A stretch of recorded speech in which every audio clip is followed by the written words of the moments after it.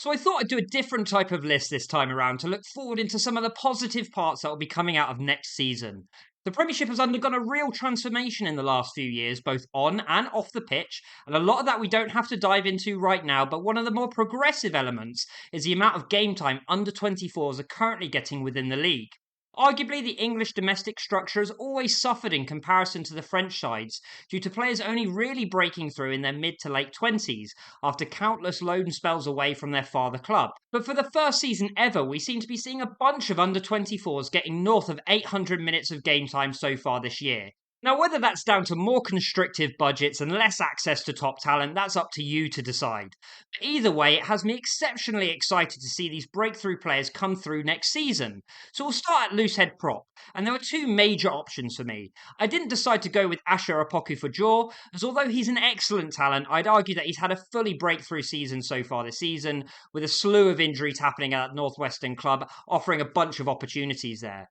The person who came in second for me was Phil Brantingham, who recently signed for Saracens from Newcastle Falcons, and I've spoken about him a bunch on this channel, but to reiterate, at 22 years old, he's already put up over 800 minutes this season and featured 20 times in the starting 23 for Newcastle. And yes, the argument is exactly the same. He's fully broken through for that side, and I do think he needs to put on a little more size at 117 kg, but he is 6 foot and he carries his size well.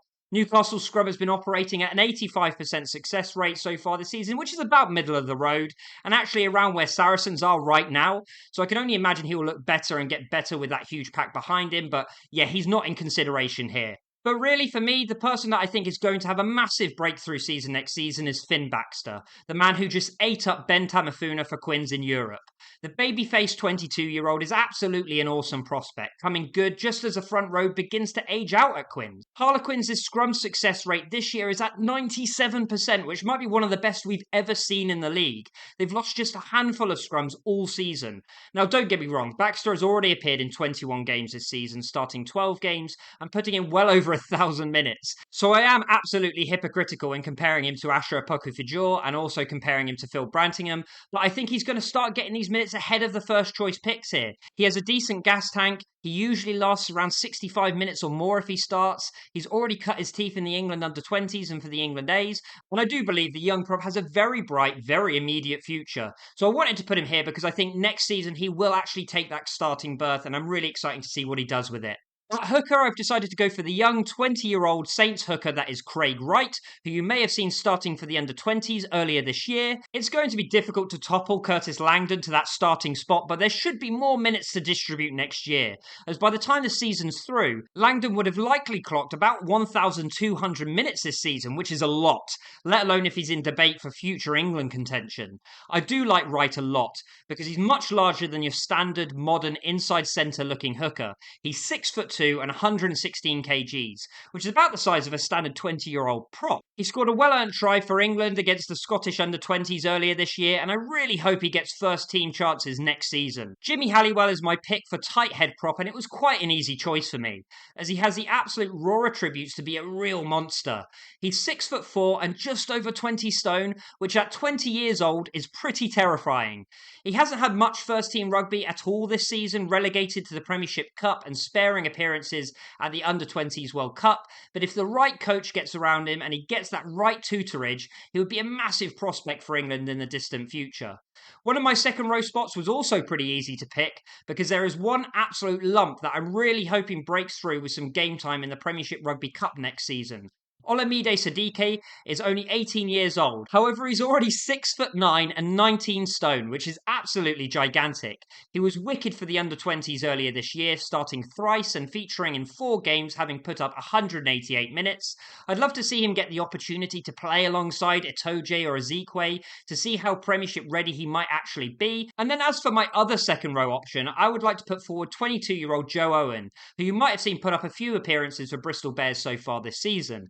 He's a little smaller than Olamide at 6'7" and just over 17 stone, so he has a bit of tonnage to put on. But he's already made 10 appearances for the Bears so far this season, with 3 of those games coming in the Champions Cup. Bristol have had one of the absolute best lineouts this season, and Batley is probably one of the players of the year. So Owen could do a lot worse with Vui and Batley in his corner.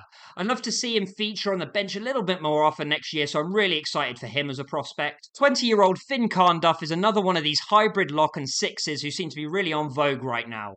At 6'4" and just shy of 17 stone, he's a perfect size for that 6 that plays the enforcer role. When I look at the back row options available for Leicester, it's pretty obvious to see that he would definitely have a home there in the very near future, as the prospect of Chesham, Martin and Carnduff all packing down will be the stuff of nightmares for any Premiership pack. However, it does make me sick knowing that he was born after the last time England won the World Cup, so yeah, that's a quick fact for you. At open side flanker, the choice was pretty easy, as 19-year-old Henry Pollock looks to be an absolute weapon moving forward. If Pepper was the breakthrough player this season that we didn't know about, Pollock is a breakthrough player for next season that surprisingly we should all already know about. He's played a couple of times for Northampton in the Premiership Cup, but where we got to see his real potential was in the England Under-20 Six Nations campaign, in which he cut a talismanic figure for this side. Over 350 minutes of game time in that competition, playing the full 83 times, he looked like a young Lewis Moody out there. Fearless, loves the contact, hard as nails. I have massively high hopes for how he breaks through into that starting Northampton 23. Exeter Chiefs and producing top quality Premiership players from scratch goes hand in hand. And it doesn't stop there with Kane James now coming around the corner. Now he's only 19 years old and a little undersized at 93 kgs, which is about what you'd expect an inside centre to be in the Prem, but he's already shown in the under-20s what his capabilities are. He's actually Welsh born but has opted to play for England, but as you know, things can change once we hit that first team.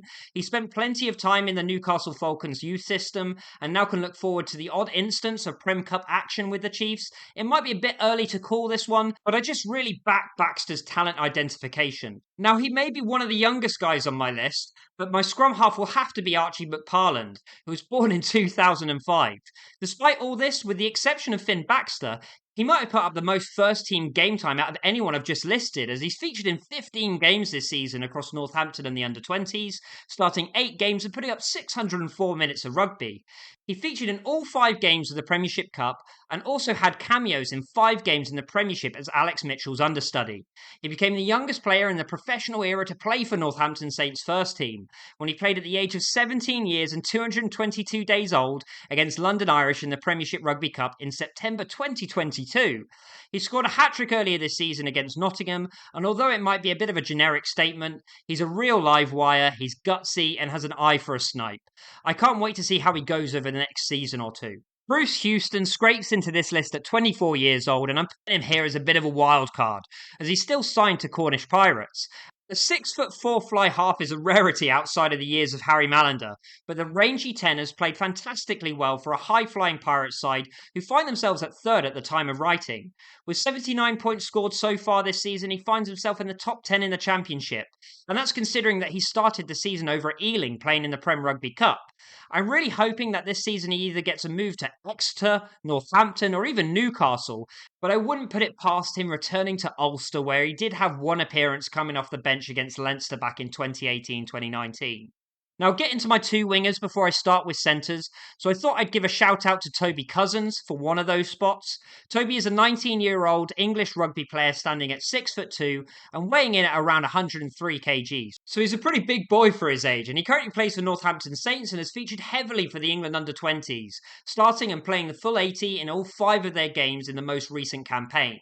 I just massively back Northampton to create some of the finest wingers in the world, and I doubt he will be any exception. He has all the raw attributes you'd want from a bulky, combative winger, and I just love his work rate off of the ball, which I know the modern game loves. On the other wing, I have to say I'm so excited to see how Alex Wills will break through at Sale. He's already played first-team rugby across the Challenge Cup, Champions Cup and Prem Rugby Cup and Premiership this season, having great exposure to all, and I also thought he looked great for England at the Under-20 Six Nations. At 5'11" and 99 kgs, he's about Premiership size and actually bigger than Aaron Reid, who is already starting on that left wing. Reid has put up a staggering 1,427 minutes this season, so I'd like to see a little more rotation in there with Wills next season to avoid any injury. In the centres, there's been a lot of chat about Sean Kerr and Ben Waghorn, but again, I'm going to bend the rules here slightly and go for Sam Spink, who will be returning back to England to join up with Saracens after a stint over at the Western Force. As a Wasps fan, Spink is one of the highest rated youngsters that we've had coming through that successful academy, and I think it's a match made in heaven between the style of play and club. As Lazowski and Daly begin to age out, more game time will need to be picked up in the centres at Saracens, and Spink's grafting, aggressive, collision-heavy style of play is exactly what this side needs. England are flush with great outside centres at the mo, but I do think that Spink is another contender in there, as I think his defensive capabilities make him a very different prospect. He's a defensive leader, a great tackler, and he mops up a lot more space than you'd expect for a guy carrying 103 kegs. I've spoken about him before, but I'm also going to go for Joe Bedlow as my other centre. Even though both are preferred at outside centre, Joe has actually played 30% of his games this season at inside centre, so let's mess things up a little bit just for the state of this list. If you want to hear more about my take on Joe Bedlow, go watch my Newcastle Falcons Fixing Your Club episode, as I think he'd be great over there. But realistically, I think Joe Bedlow is destined for great things. He's a tall, skillful, intelligent player. He's had a couple of great loan spells away at Doncaster, and I think he's been quite impressive when he's been given first team game time for Sale in the Prem Rugby Cup. He's definitely someone to watch. And then finally, to round off my list, I'd like to stick a Newcastle boy in there, in Ben Redshaw. A bit like Baxter, I'm kind of cheating here, as you'd argue that his breakthrough season has been this season, but the young utility back has played really well when plugging holes for this tricky side. He scored 3 tries this season, one of which coming in the under-20s triumph for England over France, but I also think he looked electric in Newcastle's matches against Perpignan and Montpellier in the Challenge Cup. I'm going to stick him at fullback for this team, as I think his long-term future is probably there. However, he's slotted in at outside centre, left wing and right wing this season. And I'd love to see that sort of match versatility and intelligence from such a young player really featured at the top level. He's featured in 9 games for Newcastle this season across 3 competitions, and I'd expect him to play double that amount next season. So there you have it. There's my Premiership breakthrough 15 for next season. Hopefully we get to see a bunch of these guys play at the top level next year. I'd love to hear your suggestions in the comment section down below of players that you're excited about at your club. If you're watching this on YouTube, make sure to like and subscribe. It's been really exciting to see this channel really explode over the last few days. And also, if you're watching this on TikTok, as always, follow for more rugby content.